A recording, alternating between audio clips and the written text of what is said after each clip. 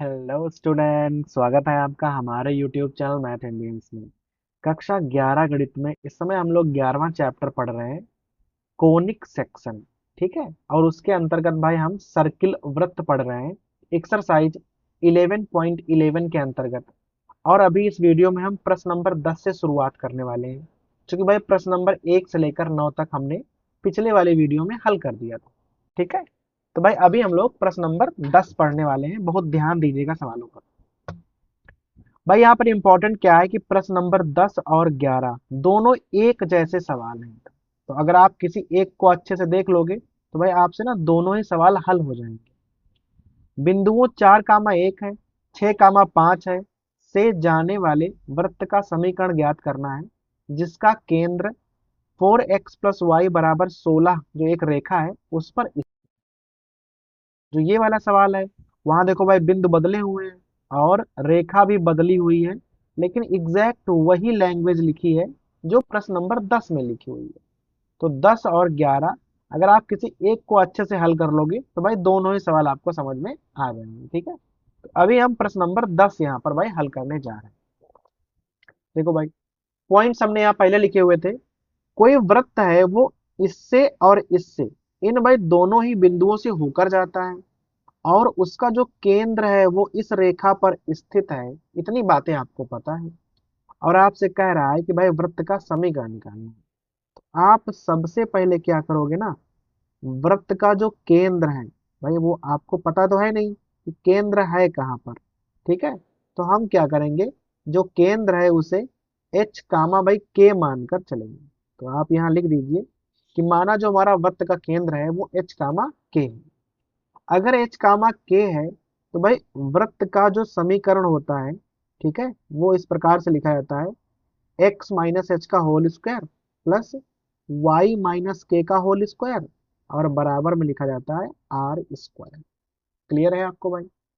अब है क्या कि अगर ये वाला वृत्त 4, 1 से भाई पहले मान लो होकर जाता है, तो यहाँ लिख दोगे 4, 1 से। अगर ये होकर जाता है तो भाई 4, 1 को ना संतुष्ट भी तो करेगा। तो आप x की जगह 4 और y की जगह 1 बड़े आराम से यहाँ रख सकते हो, रख दो। तो आ जाएगा 4 - h का होल स्क्वायर प्लस यहाँ आ जाएगा 1 - k का होल स्क्वायर और भाई बराबर में तो हमें r का मान तो पता नहीं है, तो हमने r को r रहने दिया है और उसे हमने डाल दिया समीकरण नंबर 1। ऐसे ही इसे आप 6, 5 से भाई होकर गुजार दो। अगर इससे होकर जाता है तो क्या करेगा, तो भाई इसे भी ये संतुष्ट करेगा। संतुष्ट करेगा अर्थात आप x का मान 6 रख सकते हो और जहां y लिखा है वहां हमने 5 देखो रख दिया है और बाकी सब कुछ हमने वैसे ही लिख दिया। तो अगर ये वाला वृत्त का समीकरण इन दोनों बिंदुओं से होकर जाएगा तो भाई दोनों बिंदुओं को संतुष्ट भी तो करेगा। तो यहां से ना आपको दो समीकरण मिल जाएंगे। देखो, ये वाला भी बराबर आर स्क्वायर है, ये वाला भी बराबर आर स्क्वायर है, अर्थात ये दोनों समीकरण आपस में बराबर है। तो भाई क्या करेंगे, हम दोनों को बराबर में लिख लेंगे। ठीक है। तो आप इस प्रकार से पहले लिख लो 4 - h का होल स्क्वायर प्लस 1 - k का होल स्क्वायर और बराबर में लिख दो 6 - h का होल स्क्वायर और प्लस 5 - k का होल स्क्वायर। अब भाई क्या है कि आपको पहले होल स्क्वायर खोलने हैं और हल करना पड़ेगा। पहले यहाँ देख लो, 4 का वर्ग 16, h का h स्क्वायर और 4 दूनी 8h। यहाँ खोलोगे तो 1 का 1 आएगा, k का k स्क्वायर आ जाएगा और -के 2k आ जाएंगे। यहाँ पर खोल लो, 6 का 36, h का h स्क्वायर और 6 दूनी 12h। यहाँ भाई 5 का वर्ग 25, k का हो जाएगा k स्क्वायर और 5 दूनी 10 के होंगे। ठीक है, इस प्रकार से। अब भाई है क्या, जो सेम सेम चीजें हैं वो ना कैंसिल हो जाएंगी। अब देख लो, -के 12h है, इधर ले आओगे तो यहाँ -के 8h है, तो 12h ना प्लस के हो जाएंगे। -के 2k हैं, ये -के 10 के हैं ना, तो प्लस के आएंगे इधर और बराबर में। देखो, 16 ये है और एक ये है, 17 है। तो 36 और 25 तो पहले लिखा हुआ था, 17 जाएंगे ना तो माइनस के हो जाएंगे, बाकी संख्याएं भाई प्लस की हैं। यहाँ पर थोड़ा घटा लो तो आ जाएगा 4h प्लस 8k, और बराबर में देखो 25 से 17 जाएंगे तो 8 बचेंगे, और 36 8 44, इस प्रकार से आ जाएगा। एक समीकरण आपका भाई ये बन जाएगा, इसे मान लो आप, ये समीकरण नंबर 3 है। अभी प्रॉब्लम ये हो गई, यहाँ से h और k का मान निकालना है पर निकल नहीं रहा है, तो उसके लिए क्या करोगे? उसने भाई कह दिया है कि जो केंद्र है वो इस वाली रेखा पर स्थित है। अगर इस रेखा पर स्थित है तो आप यहाँ लिख दोगे कि अगर केंद्र इस रेखा पर स्थित है तो इसे संतुष्ट करेगा, अर्थात x की जगह h और y की जगह आप k रख सकते हो। तो यहाँ से क्या बन जाएगा? 4h प्लस k बराबर 16, और इसे आप समीकरण नंबर 4 डाल दो। फिर करना क्या है आपको ना, ये वाला समीकरण और भाई ये वाला समीकरण दोनों हल करने हैं। देखो यहाँ पर भी 4h है, यहाँ पर भी 4h है, दोनों को आप पास पास लिख लो, बराबर में 16, और भाई घटा दो, माइनस माइनस माइनस कैंसिल हो गया ना, यहाँ आ जाएगा 7k, और यहाँ घटाओगे तो 28 आ जाएंगे, और भाई 7 चौक 28, के का मान ना 4 आ जाएगा। देखा आपने, के का मान 4 आ गया, तो भाई के का मान आप चाहो तो यहाँ रख सकते हो। तो 4h, के उधर जाएगा तो माइनस का हो जाएगा ना, उसका मान कितना है? 4 है। तो 4h का मान 16 माइनस 4 12, तो भाई h का मान आ जाएगा आपका 3। देख लो, h ये है, k ये है, तो भाई केंद्र हमारा मालूम हो गया ना, क्योंकि आपने जो केंद्र है वो h कामा k माना था, जिसे हमने निकाल दिया है 3 कामा 4। केंद्र आपको पता चल गया। देखो अब भाई देख लो, अगर आपको केंद्र मालूम हो गया है तो भाई आपको ना त्रिज्या भी तो पता होनी चाहिए। तो आप क्या करोगे, ये h और k के मान ना चाहे आप एक में रख लो चाहे आप दो में रख लो, किसी भाई एक में आप रख लो। तो देखो, अगर हम इसके मान समीकरण 2 में रखना चाहें तो भाई क्या होगा, ध्यान दीजिएगा। h का मान है 3, तो यहाँ हो जाएगा 6 - 3, तो यहाँ आ जाएगा 3² प्लस 5 - k का मान है 4, तो 5 में से 4 घटाओगे तो आ जाएगा 1 का स्क्वायर, और बराबर में क्या लिखा है? r²। यहाँ 9 और यहाँ हो जाएगा 10, तो भाई वैल्यू आ जाएगी 10 के बराबर। अब देखो भाई सब कुछ मालूम हो गया ना, तो क्या करेंगे, सीधा आप लिख दो वृत्त का समीकरण। ये h है, ये k है, और ये वाला है r² का मान। और भाई आपको मान कहाँ रखना है? इस वाले समीकरण में जो आपने शुरुआत में लिखा हुआ था। बहुत ध्यान दीजिएगा। तो क्या लिखोगे आप? x - 3 का होल स्क्वायर, भाई x माइनस एच होता है, h का मान 3 है, प्लस y - k का होल स्क्वायर, इस प्रकार से लिख दिया, और बराबर में r², जिसका मान हमने 10 पहले ही निकाल लिया। ठीक है भाई, समझ में आ गया? तो जैसे ही आपको दो पॉइंट मालूम होते हैं तो आप उसका मानक रूप लिखिए, दोनों से संतुष्ट कराइए, रेखा से भी संतुष्ट कराइए, इनको हल करिए, तो भाई दोनों समीकरण मिलेंगे जहां से आप h और k के मान निकालोगे। h k के मान निकालने के बाद आप कहीं भी मान रख लो जिससे आपको r का मान पता चल जाए। जैसे ही आपको r मालूम हो गई, h कामा k मालूम हो गई, तो आप सीधा वृत्त का समीकरण लिख सकते हैं। ठीक है भाई, ये हो जाएगा हमारा प्रश्न नंबर 10।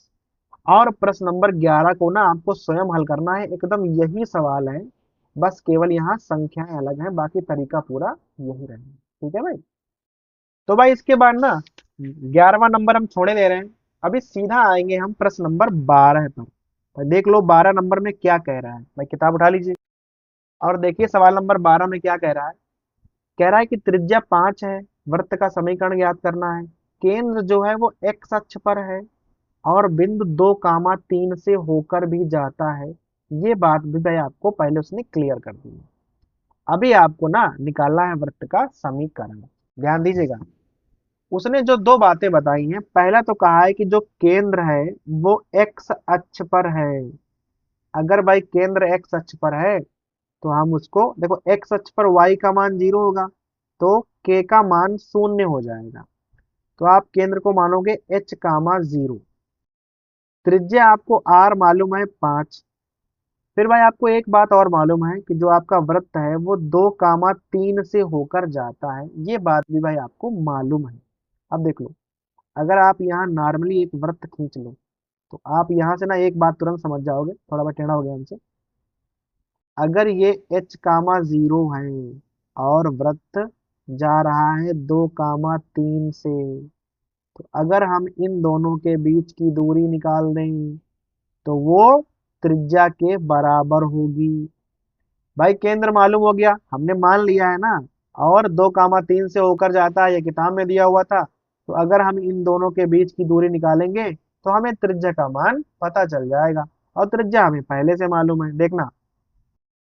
तो यहाँ हो जाएगा h-2 का स्क्वायर प्लस यहाँ हो जाएगा भाई 0-3 का होल स्क्वायर अंडरवुड में, और सामने त्रिज्या का मान है 5।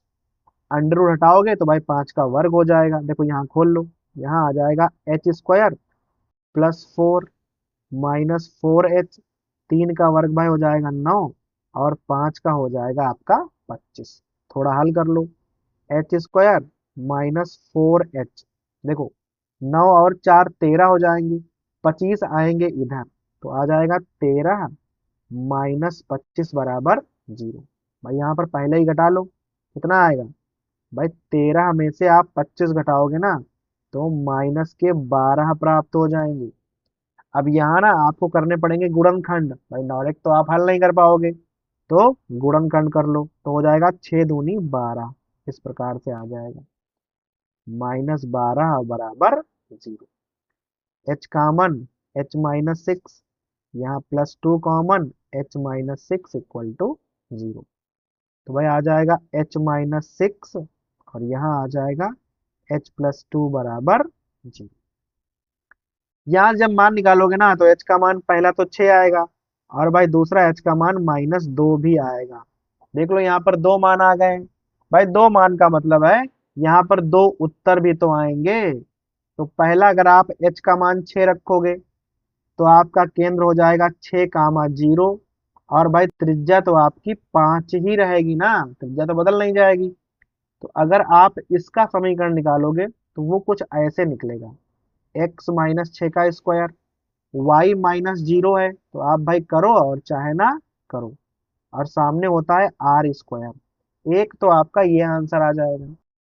अगर आप h का मान -2 लेते हो तो केंद्र हो जाएगा -2 कामा 0, और भाई त्रिज्या तब भी आपकी 5 ही रहेगी, और तब आंसर में क्या आएगा, माइनस माइनस प्लस आएगा।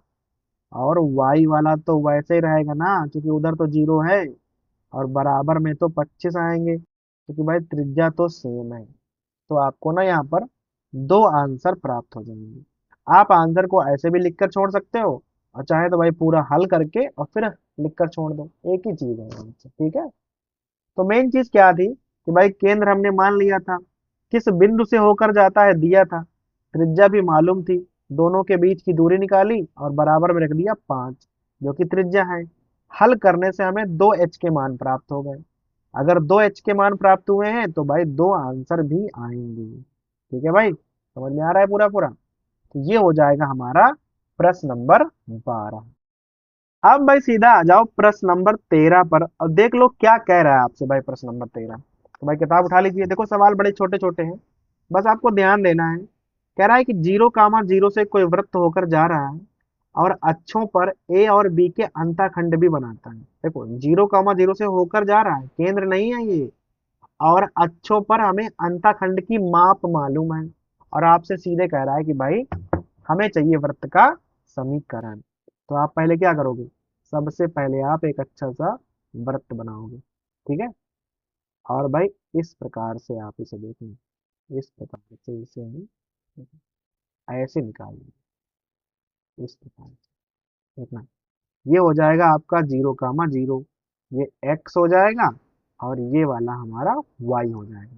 देखो जा रहा है मूल बिंदु से, कोई दिक्कत नहीं है। x अक्ष पर ये वाला अंतःखंड a काटा इसने, और y अक्ष पर इसने ये वाला अंतःखंड b काट दिया। बस खाली आपको इतनी बात पता है और आपको निकालना है वृत्त का समीकरण। देखना कैसे निकालेंगे। अगर इसका केंद्र आप कहीं पर भी मान लो तो क्या होगा, ए इस प्रकार से ये आएगा, और भाई इस प्रकार से ये अगर आप लंब डाल दो, बहुत ध्यान दीजिएगा। देखो अगर ये लंब डाल दोगे तो वो उसको आधा आधा कर देगा, अगर इधर आप लंब डाल दोगे तो वो जीवा को आधा आधा कर देगा। भाई केंद्र से अगर किसी जीवा पर लंब डाल दोगे तो उसे आधा आधा कर देता है। अगर ये पूरी दूरी ए है तो ये दूरी हो जाएगी ए बटे दो। अगर ये पूरी बी है तो ये वाली हो जाएगी बी बटे दो। देखो, अब ये दूरी है ए बटे दो और भाई ये दूरी है बी बटे दो, तो ये वाला पॉइंट क्या हो जाएगा, ए बटे दो और कामा बी बटे दो। इस प्रकार से हो जाएगा। फिगर को बहुत ध्यान से देखना है। भाई हमने अंतःखंड काट दिए थे, फिर हमने केंद्र माना, केंद्र से दोनों जीवाएं हैं ना तो लंब डाल दिए। लंब हमेशा जीवाओं को आधा आधा कर देता है, जिससे हमें केंद्र का पता चल रहा है। अब आपको निकालना है ये वाली त्रिज्या, ये त्रिज्या निकालनी है ये। तो भाई 0, 0 और जो ये बिंदु है, अगर हम इनके बीच की दूरी निकाल लें, इसे आप ओ मान लो, इसे हम मानकर चलते हैं पी, ठीक है, तो हमें त्रिज्या का पता चल जाएगा। तो सबसे पहले हम निकालेंगे आर बराबर ओपी। तो भाई आर का पता चलना चाहिए हमको। तो ओपी क्या हो जाएगी, देखो अंडर रूट में आ जाओ पहले।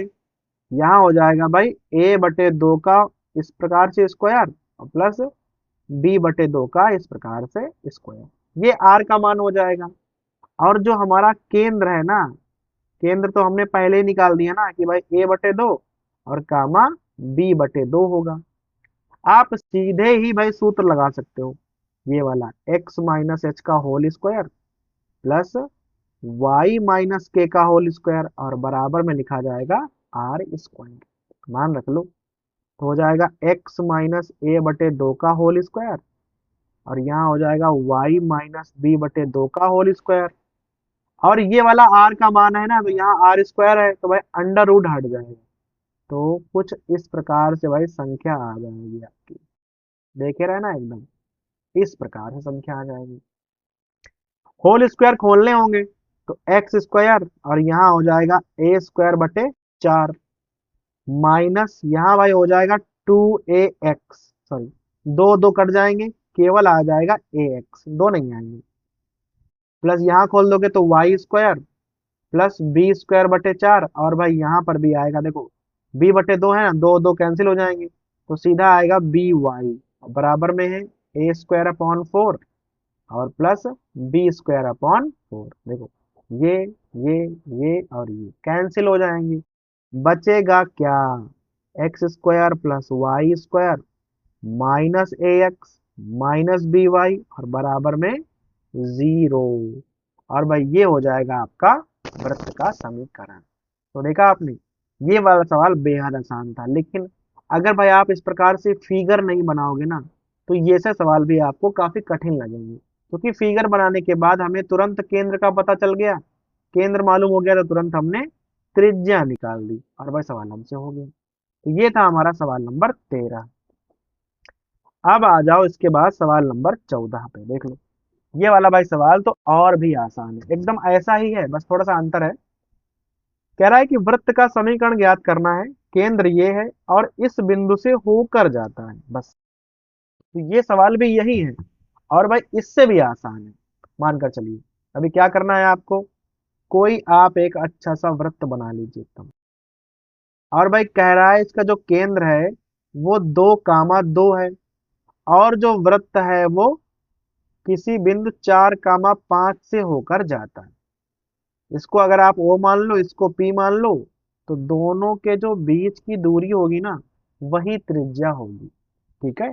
भाई केंद्र मालूम है, परिधि पर कोई बिंदु मालूम हो तो हम क्या करेंगे, बीच की दूरी निकालेंगे और वही आपकी त्रिज्या हो जाएगी। आर बराबर हो जाएगा ओपी। तो जरा ओपी का भाई मान निकाल लो यहाँ पर, तो यहाँ क्या हो जाएगा, यहाँ हो जाएगा 4 - 2 का स्क्वायर और 5 - 2 का स्क्वायर, इस प्रकार से आर का मान हो जाएगा, देखो यहाँ 2 का वर्ग 4 और यहाँ 3 का वर्ग 9, तो आर का मान आ जाएगा √13 मात्रक।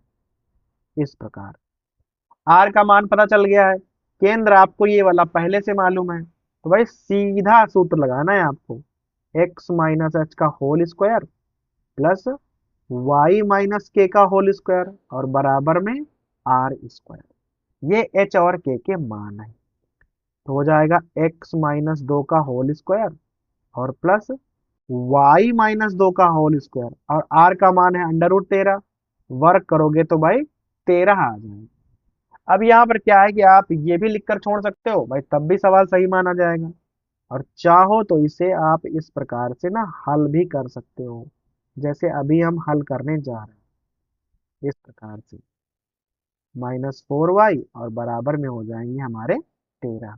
देखना, x square plus y square -4x -4y, 4 और 4 8, उधर जाएंगे तो 5 ही तो बचेंगे, 13 में से 8 जाएंगे तो लो, आपका ये आंसर तैयार हो गया। ये हो जाएगा हमारा सवाल नंबर 14। देखा, ये वाला तो और भी आसान था और लगभग लगभग सवाल नंबर 13 की तरह ही था।